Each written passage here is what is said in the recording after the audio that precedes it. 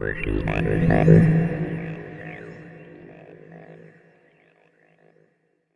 I'm Wade, Creed. and this is Slightly Mediocre. Ta-da. We're still in a garage, nothing's changed. So today we're going to be talking about Star Trek. The whole series, all the series, all the different ones with the different captains, and I guess the new movies and the old movies. Just talking about them and what we liked, what we didn't like, and how it impacted the world. So just to start us off, the original Star Trek with good old William Shatner, Leonard Nimoy, and all the old school cast. It wasn't a bad show. I watched a good amount of episodes back in the day, when they had them on TV, like reruns and whatnot. They still do, I think. They do. And it was on Netflix for the longest time. I'm not sure if it's still on there or not. I know that's where I watched it.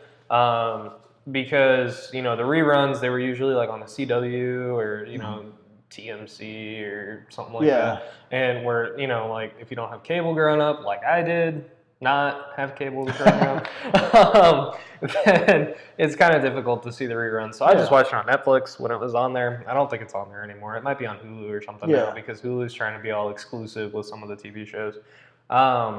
Anyway, Star Trek definitely kind of propelled everyone into a completely different universe, no pun intended. Yeah. Of course, you have Bill Shatner, you have Leonard Nimoy, you have the old cast, you have George Takei, everything like that. Yeah.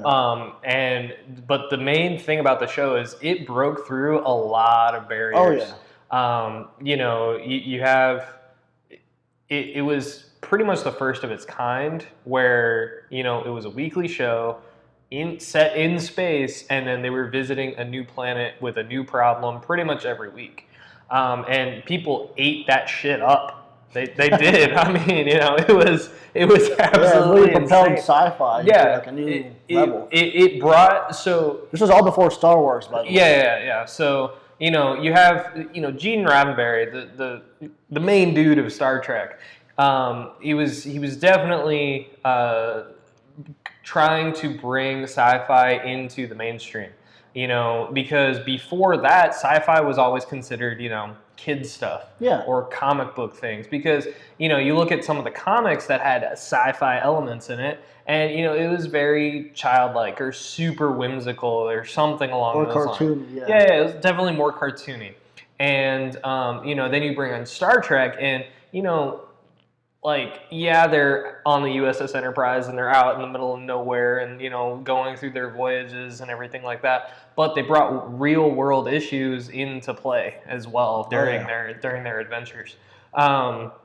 I know one of the big major things and controversies around Star Trek was that, George Lucas kind of ripped them off. Not entirely true. He did get some ideas from Star Trek, but overall, Star Trek and Star Wars are, apples and oranges. Yes, they're both set in space. Yes, they're both traveling in their respective galaxies. But, at the same time, it's completely different. I don't think there's been any official crossovers yet. I know there's been some fan fictions and there's fan-written stuff where they do some crossovers, but there's no official ones yet, which would be pretty cool to see, honestly. Yeah, but at the same time, Star Trek, they're living in a universe where Earth exists. Yeah. Star Wars, they're not. In a different universe, though. It's a galaxy far away. So, it is interesting to see kind of how they correlate with one another. Another major thing that happened was the fact that, there's been so many reiterations of the original series. There's been and so many spin-offs from that. There's continuations and stuff. Yeah. So Star Trek Next Generation. You got Next Gen. You got Deep Space Nine. You have, of course, Battlestar Galactica, which didn't really offshoot from Star Trek, but it was, a product of Star Trek. Because you have the person who made Battlestar Galactica and the people who made Battlestar Galactica, obviously they grew up watching Star Trek. They grew up watching Star Wars. So, it definitely kind of promoted a generation to get into the sci-fi, spacey stuff, which is really spectacular, actually. And then they also broke a lot of political barriers, too, because, the first nationally broadcasted interracial kiss between Lieutenant Uhura and, you know, Captain Kirk happened in Star Trek. Oh, yeah. You know, it was pretty. That was at a time when that was kind of like, you know, controversial. It was considered taboo back then. Yeah. You know, because it's like there was still a lot of racial things going on in the United States, in the world actually, and you know, it was definitely one way to just be, you know, like, it's the future, you know, gotta be like the future. Yeah. So you know, they had to definitely bring that in. Now, when you watch the kiss nowadays, I wish we could present it to you in this video. But we don't have licensing. We don't have licensing or anything like that because, you know, we're in a garage. That's probably mediocre. No one wants to give licensing to two weirdos in a garage. But the kiss, you know, Lieutenant Uhura, she's about to mac on Captain Kirk, right? Captain Kirk, he goes in, he dips her, but when he dips her, the camera comes over and you see his eyeballs open. Yeah. So, you know, there was definitely some controversy around that. You know, not only about the kiss, but about the fact that William Shatner had his eyeballs open. Yeah. But, you know, whatever, right? And that's also another thing too, like with Shatner. You know, after the series ended, there's been a lot of contention between him and some of the other members of the cast. Yeah. Specifically, like George Takei, and even a little bit like with some of the other members. Even sometimes he had some altercations even with Leonard Nimoy, even though I think they're probably the closest to an entire series. You know, off screen they're pretty good friends, but I don't think Shatner went to Nimoy's funeral, and there's some other contention about that, and some other controversies about, you know, William Shatner, because, you know, they're saying, oh, he's a prima donna, this and that. Nothing against William Shatner, but every actor has their own thing. He kind of was, though, you know, at the time, because they made a whole movie about it called Galaxy Quest with Tim Allen, Sigourney Weaver. You know, you had all these guys in it, and it was basically a parody movie of Star Trek and how the cast interacted with one another after the movie ended. You know, you got Tim Allen, who's obviously supposed to be Bill Shatner, and, you know, he's kind of off doing his own thing. He lives in this luxurious mansion and everything like that. He's getting the big bucks from going to the cons and everything. Signing autographs and all that. Signing autographs. Everyone, like, he only has to say one line. You know, everyone absolutely loves him. And then you got the rest of the cast, you know, and they're sitting there in their studio apartments, absolutely hating life with all their cats and everything. And then suddenly, you know, like, if you haven't seen Galaxy Quest by now, like, it's a great film. You're not going to watch it. Yeah. But it, you know, basically Shatner gets abducted by aliens, and then he needs to go through this whole process of, like, rebonding with his thing, whatever. Yeah. But the point is, you know, there's been a lot, and Shatner's made a ton of appearances in other films. He was in Fanboys. Oh, yeah. You know, at the Star Trek convention, of course. And, you know, he's been in, of course, he plays non-Star Trek roles as well, like in Miss Congeniality, he was like the main judge or whatever. Yeah, and he's also the Priceline negotiator. Yeah, he's also the Priceline negotiator.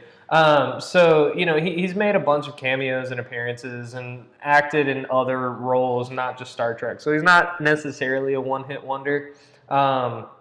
But he got his big fortune and his big breakthrough from Star Trek. Yeah, like Star Trek's what made Bill Shatner. Yeah, which is, and, you know, he's become kind of like a pop culture icon for the most part, because, you know, you have kids nowadays where they've probably never seen Star Trek, but they know how Shatner acts in Star Trek, you know, with Captain's Log, 4, 2, 6. Overly 7, dramatic. 8, 6. If you want to see just how dramatic Shatner can be, and this is like even like out of his Star Trek character, look up his rendition of Rocket Man. Oh, yeah. By Elton John. That's a good one. Bill Shatner's version of that. You know, it's a bit cringy, but it's pretty funny. You know, sometimes it's like when you see it's like, man, only he could do that. Yeah. And, you know, so it is interesting. And then it was also really interesting to see the original cast, how they reacted to the further reiterations of Star Trek, like Next Generation. Now, Next Generation is more my timeline because I did watch it a little bit growing up, because it was actually airing then. You know, you have Data, and instead of Spock, you have, you know, LeVar Burton in it. And for those of you who don't know LeVar Burton from Next Generation, he was also in Reading Rainbow. Oh, yeah. You got Sir Patrick Stewart playing the main role of Jean-Luc Picard. Yeah, you have a little more Klingon interaction. So it was just a continuation of the Star Trek that kids my age at the time and slightly older than me were probably watching because they missed the original series. Because the original series, you got to think, that came out in the 70s. Oh, it was pretty awful. And then you have Next Generation, which is a little more, they have a little more special effects, they have a little more of a budget. Everyone's kind of getting into it. For the time, though, the original one wasn't bad. Oh, yeah, for the some time. Other shows, some other shows from that era. The original one, like, you have the Mego dolls. Now, we'll get this into the collectibles later in a different episode. But, you have the Mego dolls, you have the Mego sets, you have... which are basically just little, bundles of cloth, right? Mm-hmm. And then you have the sets, which are just cardboard cutouts. And you got the full suits, like the full uniforms, which are like hundreds of thousands of dollars sometimes. And it's insane on how much original 70s merchandise from Star Trek goes for nowadays. And it's stupid because, when, like, if you were a kid in the 70s, you might get it, you might not, depending on how wealthy your parents were and how much they loved you. Less than $1 then. Yeah, and now if you keep them in mint condition, then it's still in the box. Which kid kept their toys still in a box? They're worth thousands upon thousands of dollars now. It's insane. Especially if they're signed. Exactly. Yeah. So. It is definitely interesting to see. And there was a lot of contention with the new reiterations of it coming out. Of course, Shatner was in the movies, the Star Trek movies. I believe there's 6 of them. I personally have only seen a couple just because they were on Netflix for the longest time, then they got taken off, and then they're like back and forth, and it's kind of a pain in the ass to find them now. Yeah. I'm sure I could, but they're out there somewhere. Yeah, it's just a matter of me taking the time to find them. And then they got I guess it's kind of more of like a reboot almost. The new movies that came out within the past 10 years with Chris Pine, which are actually relatively good. Those are really good. I love the first one. And there was a lot of controversy about this first one because, they were like, oh, it's not true Star Trek and blah, blah, blah, blah, blah, right? A bunch of bullshit. But, I felt like it was what Force Awakens was to Star Wars. It was meant to get a younger generation into Star Trek. Yeah. And you got to think about it. The last Star Trek movie that came out was like late 80s, early 90s. So technology has totally changed since. So they were able to do the special effects. They're able to do the spaceships. They're able to do all this other crap that they needed to do to really wow the audience. And the casting coach is great. Chris Pine plays a great, Captain Kirk. Zachary Quinto makes great, Spock. Although he's dead now. No, Quinto's not dead. Oh, Nimoy's dead. No, Quinto's dead. He's alive. No. You sure? Pretty sure. Let me look this I'm up. pretty sure he was part of like the group that got ran over by their own Jeep. No, that's not. Only one guy got ran. That's the guy that was playing the Russian guy. Oh, okay. No, Quinto's still alive. My bad. That's the guy that was playing. He was the Russian guy on the deck. He played Jagoff. Yeah. Yeah. Chekhov. I think his name's Chekhov, not Jagoff. Yeah, but that guy. He's a great actor too. Rest in peace. Zachary Quinto made a great Spock. They even had cameos because they brought. So the way they tied it into like the new movies, the way they tied it into the original series, they had the original series, I guess, still canon, but they kind of did like a whole like time warp kind of deal. So they still had the original Spock, played by Leonard Nimoy. And they brought him into the new universe that's involved with, Zachary Quinto and all the other guys. And that they're all like, it's all canon, which is kind of what I wish they had done with Star Wars, with the whole new thing with Disney. But they did it right with Star Trek, where like they still have the original universe, but this new universe is still canon because they just use a time warp, which is really clever in my opinion. Yeah, and that like that makes sense. And that's one thing I will give Star Trek props for is they have a lot of like, yes, it's still sci-fi, yes, it's still like a fantasy. But the continuity is good. There's continuity, and it's technically scientifically plausible as well. You know, like, you know, you got wormholes, you got all that black holes, white holes, you know, all that crap. And you know, it's in theory possible. Relatively speaking. Relatively, yes. We're not physicists. No. But according to Stephen Hawking, it is possible. So what's your least favorite aspect of like the shows or the movies, in your opinion?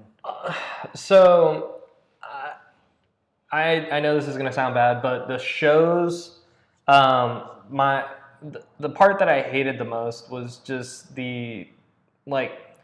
I understand that it was the time of bad acting and everything like that, because, you know, this is really like the first major role some of these people have. But it has to be the way Shatner speaks. It's just annoying. And then, you know, some of the episodes are just absolute trash. You know, it's just like the writers were running out of planets to go to, so they were just like throwing in random shit like the Tribbles. You know, Trouble with Tribbles, I think, is the name of the episode. And it's just retarded. But, you know, the main thing that I enjoyed out of it was, you know, they didn't really have that big of a budget. Oh, no. They weren't really doing a lot of, you know, special effects or anything. It was like Land of the Lost. You know, it's like, you know, just if you're going to have bad acting, then you may as well have bad acting, and you may as well do it as best as you can.